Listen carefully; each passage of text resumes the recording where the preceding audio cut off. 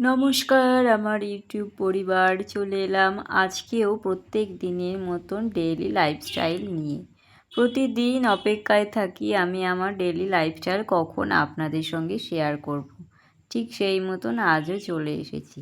3টে থেকে 3:30-এর মধ্যে অপেক্ষায় থাকি কখন আমার ভিডিওটা আপলোড হবে আর আমি আপনাদের সামনে নিজেকে প্রেজেন্ট করব, আর আপনাদেরও নানান মানুষের ভিডিও আমি দেখব, শিখব। প্রতিদিন কিছু না কিছু শেখার যে শেষ নেই সে আমরা জানি, সে যেটাই বলুন না কেন। এখানেও যেমন এসেছি, এসে কত কি শিখতে পারলাম, আরও শিখছি। শেখার আগ্রহ থাকলে সব কিছু শেখা যায়। তো গল্প করতে করতে ঘুম থেকে উঠে ঠাকুরকে প্রণাম করে কাজ সেরে বিছানা তুলতে চলে এসেছি। আর বিছানা তোলাটা যেন একদম আমাদের কাছে একটা মস্ত বড় ঘর সাজানোর একটা বিরাট ব্যাপার। সুন্দর করে বিছানা রেডি করা থাকলে সেই বিছানাতে গিয়ে শুতেও ভালো লাগে।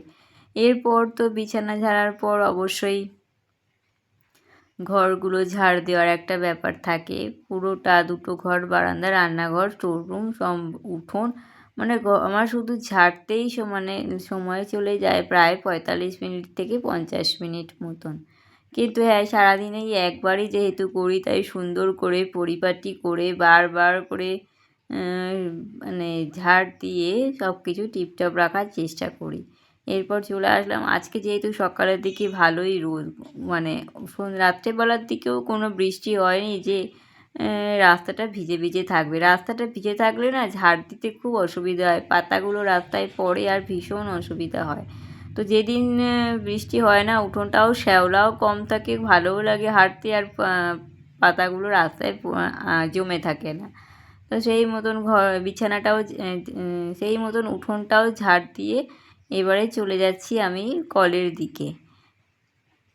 তার আগে কলের দিকে যাওয়ার আগে এখানে যেহেতু 1 বালতি জল রেখে দিয়েছিলাম চাতালটা ঢালবো, কারণ এইটুকু মানে উঠোনের এইটুকু অংশ ঝাঁট না দিয়ে তো আবার চাতালটা জল ঢালতে পারি না মেন সিঁড়িটার সামনে, তাই সবাইকার ঝাড় দেওয়া হয়ে যায়।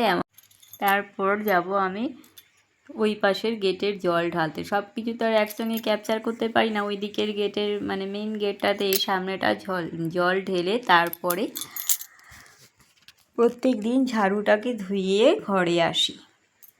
তারপরে কাজ হচ্ছে রান্নাঘরের দিকে চলে যাওয়া। উঠোনটা সবার শেষে ঝাড় দিলেই হয়, কিন্তু যেহেতু আমি এদিকে একা থাকি তো সেই জন্য যতটা পারি বাইরের কাজটা আগে সেরে ঘরে ঢুকে পড়তে, কারণ একসঙ্গে এত কিছু সামাল দেওয়াটাও অসুবিধা হয়ে যায়। আবার হাতে থাকে একটা ফোন, মাঝে মাঝে সেই ফোনটাও থাকে স্ট্যান্ডে, সেই জন্যেই যতটা পারি বাইরের কাজটা আগে সেরে নিয়ে তারপর ঘরে যেতে। বাইরের কাজ তো কম থাকে না, উঠোন ঝাড় দেওয়া, তারপরে জামা কাপড় কতবার যে তুলতে হয় আবার মেলতে হয়। এই দেখুন সকাল হতে না হতেই আকাশ মেঘলা, কখন যে শুরু হয়ে যাবে তার ঠিক নেই। তো যেটা বলছিলাম, তারপরে ফুল তুলতে যাওয়া, উঠোন ঝাড় দেওয়া, জল ঢালা, তাও প্রায় সব কিছু হিসাব নিকাশ করে দেখতে গেলে 15 মিনিট মতন বাইরে কাজগুলো থাকে। এরপর কোনো দিনও সবজিগুলোর খোসাগুলো ফেলে নিই, ফুল মানে যেখানে ঠাকুরের এক্সট্রা ফুলগুলো রাখি সেগুলো ফেলি। বাইরের কাজ অনেকই থাকে। তারপর আর পিছল হলে তো কোনো অসুবিধাই নেই, সময়টা আরও বেশিই লেগে যায়। তো আজকে ছিল রবিবার দিন, রবিবার মানেই আরও এক্সট্রা অনেক কাজ জমে থাকে রবিবার দিনের জন্যে। আজকে আবার রবিবার, প্রত্যেক রবিবার আমি আমার টয়লেটটা পরিষ্কার করিয়ে তার সাথে মাথায় শ্যাম্পুও করে নিই। আজও ঠিক তাই করব। আর এদিকে বাসনের তাকগুলো তো 2 দিন অন্তর না ঝাড়লে একেবারে বাসনের তাকটাতে ওপর থেকে ধুলো পড়তে শুরু করে দেয়। 2টো দিন যেতে পারে না, তার মাঝখানেই ওপর থেকে ধুলো পড়তে শুরু করে দেয়। তাই সেইভাবেই মাঝে মাঝে সপ্তাহে পাল্টিয়ে বাসন মাজার তাকটা, তারপরে বিভিন্ন জায়গাগুলো কাপড় দিয়ে ধুয়ে মুছে সুন্দর করে এরপর চলে আসলাম আমি নেক্সট কাজে। বাসন মাজার আগের দিন রাত্রে যে কটা বাসন থাকে সেগুলো অল্প কটাই থাকে, সেগুলো মাজবো বলে চলে এসেছি। তারপর চলে আসলাম ঘর মুছতে। আজ একটা নতুন জিনিস আপনাদের দেখাবো। তো যাই হোক, ঘর টরগুলো মুছে নিয়ে তারপরে নেক্সট কাজ মানে স্নান করা, পুজো দেওয়ার কাজে আমি যাব, তারপর যাব রান্নাঘরে। এইগুলো তো আমাদের প্রত্যেক দিনকার ডেইলি লাইফস্টাইল। হ্যাঁ, এগুলো অবশ্যই মনে হয় যেন একঘেয়েমি, রোজ কী করে। সত্যি তো কাজগুলোকে তো আমাদের প্রত্যেক দিন করতে হয়, তাই না? প্রত্যেক দিন কাজগুলো করি বলেই সব কিছু পরিষ্কার পরিচ্ছন্ন থাকে, জায়গার জিনিস জায়গায় থাকে, দরকারি জিনিসগুলো সঙ্গে সঙ্গে হাতে আমরা পাই, তারপর ঠিক মতন খাওয়া দাওয়া আপ্যায়ন করা সব কিছুই থাকে। চলুন আজ একটা জিনিস দেখাই। কর্তামশাইয়ের কাছে একবার শুনেছিলাম এক ধরনের জিনিস পাওয়া যায় যেগুলো বেশ উপকারী। আজ সেই প্যাকেট নিয়েই এখানে আমি আপনাদের সামনে হাজির। গতকালই আনিয়েছিলাম, দুপুরবেলা গল্প করতে করতে হঠাৎ হাতের মধ্যে দিয়ে দেয় কর্তামশাই এনেছে দেখে, আর তাতে আমি বেশ খুশি হয়ে যাই। কি এটা দেখাই, দেখি চলুন। এখানে লেখা আছে সোপ স্ট্রিপস। ভেতরে খুলে দেখতে হবে, অনেকেই হয়তো ব্যবহার করেন, যারা ব্যবহার করেন তারা জানেনই। আর এই যে পেপারগুলো খানিকটা দেখতে, এই প্যাডটা দেখতে খানিকটা এই বিয়ের সময় লোকে একটা দিনপঞ্জিকা না দিনতালিকা কি একটা দেয় না, ঠিক সেই রকম দেখতে এটা। আমার ঠিক ওরকম দেখতে। এবারে আমি অর্ধেকটা অংশ ছিঁড়ে নিয়ে দেখি, আমি নিজেও কোনোদিনও ব্যবহার করিনি, এই প্রথমবার। অর্ধেকটা অংশ ছিঁড়ে নিয়ে দু হাতে একটু জল দিয়ে মানে হাতটা ভিজিয়ে নিয়ে এইবারে ভালো করে ঘষে নিলাম। প্যাকেটটার নাম হচ্ছে সোপ স্ট্রিপস, মানে আরও অনেকেই জানো। তো আমি প্রথমে অর্ধেকটা নিয়ে করে দেখলাম যে কী হয় কিনা। তো দেখলাম যে আমার হাত ছোটো, তো সেই অর্ধেকই ভালোভাবে হয়ে গেছে। কিন্তু আমি পরীক্ষা করার জন্য আবারও অর্ধেক যেটা বাকি রয়েছে এই অংশটুকুও আবার কেটে নিলাম, নিয়ে দেখলাম যে এইবারে কতটুকু ফেনা হয়। তা যেটা দেখলাম বেশ ভালোই কার্যে উপকারী। এগুলো হচ্ছে কি, আপনি হয়তো অনুষ্ঠান বাড়িতে গেছেন, হাত ধুতে পারছেন না, সব সময় তো স্যানিটাইজারেরও মানে দামটা অনেকটাই থাকে, সব সময় স্যানিটাইজার ব্যবহার করার সময় হয় না।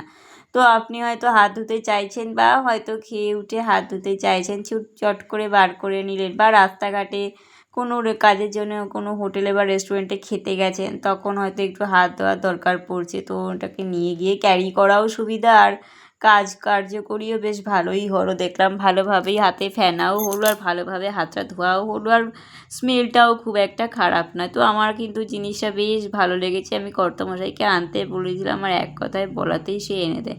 আমি আবার জিজ্ঞেস করলাম কোথায় এটাকে পাওয়া যাবে, মানে কোন দোকানে সেটা পাওয়া যায়, সেটা আর ওর থেকে ঠিক মতো জানতে পারলাম না। আমার যতদূর মনে হয়, আমি জানি না, কোনোদিনও কিনিনি বা ওকে জিজ্ঞাসাও করিনি, এগুলো মনে হয় মুদিখানার দোকানে বা কসমেটিক্সের দোকানে যে কোনো জায়গাতেই হয়তো এইসব জিনিসগুলো পাওয়া যাবে। এরপর চলে আসলাম ফুল তুলতে। আজকে অনেক ফুল ফুটেছে, সব গাছ থেকেই ঘুরিয়ে ফিরিয়ে সুন্দর করে ফুল তুললাম। ওই বড় টগরগুলো ফুটে খুবই ভালো লাগে, বড় টগরগুলো দেখতে। আর তারপর চলে এসেছি রান্নাঘরে। রান্নার আজকে অবশ্যই, হ্যাঁ একদম অবশ্যই, রান্নাঘরে আজকে অনেকগুলোই গুরুত্বপূর্ণ কাজ ছিল। বেশ কিছু রান্না রয়ে গেছে শুধু সেই রাতের জন্য, আর আগামীকালের জন্য রান্না করে রাখবো, কারণ আগামীকাল আমি থাকবো না, মায়ের বাড়ি যাব, সেই জন্য আগামীকালের রান্নাটাও করে রাখবো। এদিকে ঢ্যাঁড়স সেদ্ধ করে ভাপে দেবো, মাছের মাথা দিয়ে করব বাঁধাকপিটা, আর করব ইলিশ মাছ রয়ে গেছে 3টে, ইলিশ মাছ রয়ে গেছে, সেই ইলিশ মাছটাকেই ভালো করে রান্না করে যে কটা হয় করব, বাকিগুলো রেখে দেবো। তেলটা, মাছের তেল আমি তো মাছ ভেজে রেখে দিয়েছিলাম, দুটো পিস ওর জন্যে রেখে দিয়েছিলাম, যদিও খাওয়ার আগে গরম করে নেয়।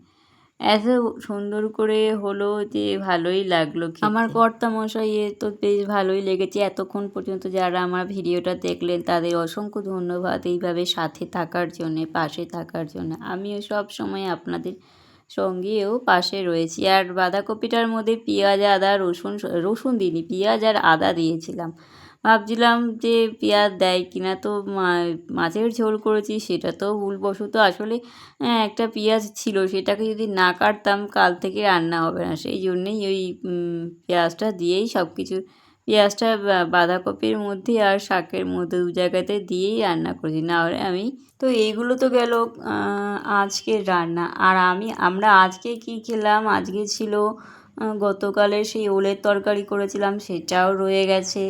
তারপরে উচ্ছে দিয়ে মুগ ডাল করেছিলাম, সেটাও রয়ে গেছে। সেই জন্য 4 পিস মাছ ভেজে নিলাম। 4 পিস মাছের মধ্যে 2 পিস মাছ ছিল আগের কাতলা মাছ, আর 2 পিস মাছ নিলাম আজকের ইলিশ মাছ। এই নিয়ে তারপরে আমরা ঝোল করেছিলাম, সব কিছুই রয়ে গেছে। আর রাতের জন্য মাছের মাথা দিয়ে বাঁধাকপি করলাম, সেটা তো বললামই। যা রান্না করেছি আজকে খেয়েও আবার আগামীকাল থাকবে। সেই জন্য রাত্রে খাওয়া হবে। কাল সকালে আসল কথা, কাল সকালে আমি থাকবো না, মায়ের বাড়ি যাব। সেই জন্যেই ওর জন্যে একটা মাছ পাতলা করে ঝোল করে দিলাম। আর বাঁধাকপি তো থাকবেই, বাঁধাকপি 2 জায়গায় ভাগ করে রেখেছি। রাত্রে একটা জায়গায় রেখেছি, সেখান থেকে যদি কিছু থাকে কাল সকালে আমি খেয়ে নেবো। আর ওর জন্য একটা আলাদা বাটিতে তুলে রেখেছি, যেটা ও এসে খেতে পারবে। তো থ্যাংক ইউ সো মাচ এতক্ষণ পর্যন্ত ভিডিওটাকে ওয়াচ করার জন্য। এইভাবে সাথে থাকবেন, আমি সবার সাথে আছি, পাশে আছি।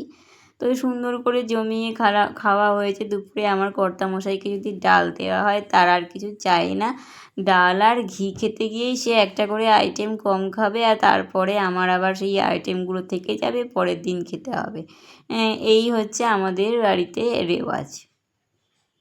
আর একটা শসা এনেছিল, সেই শসাটাকে ভাবলাম যে কেটে দিই, কারণ থাকবো না, কাটা হবে না। আর খুব একটা বড় সাইজেরও ছিল না, তো দুজনের হয়েও কয়েক টুকরো রয়ে গেছে, সেটা রাতের দিকে খেয়ে নিতে পারবো। তো যাই হোক, সবাই এইভাবে ভালো থাকবেন, সুস্থ থাকবেন। প্রতিদিনের মতন আমি আজও ডেইলি ব্লগ নিয়ে আসলাম, আবার আগামী দিনও নিয়ে চলে আসবো। ততক্ষণের জন্যেই সবাই অবশ্যই ভালো থাকবেন আর সবাই সুস্থ থাকবেন। টাটা সবাইকে।